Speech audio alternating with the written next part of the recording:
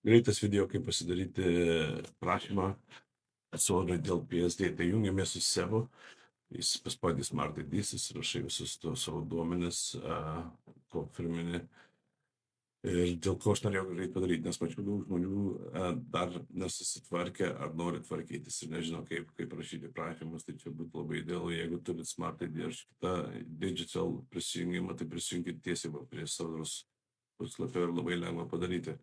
Tai einant sutinku, tada einant gyventojui, vėl spaudžiat prisijungti, po to, kaip nusikraus, einam į prašymus, tada į pačią apačią, apatinis bendrojo pobūdžio prašymai ir skundas, naujas prašymas, čia, ne, ir paskui tai pasirinkat Panevėžio skyrių. Kodėl pasirinkat Panevėžio skyrių?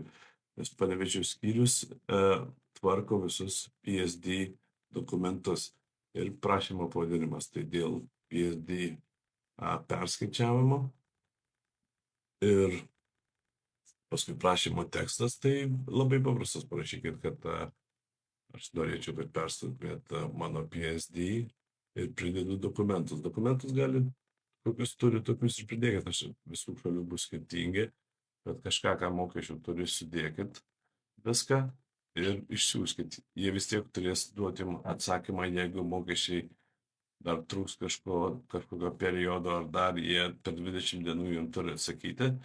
Tai apačioj po kairę galite prisegti dokumentą ir paskui paspausit pateikti dokumentą ir jie per 20 darbo dienų jums atsakys.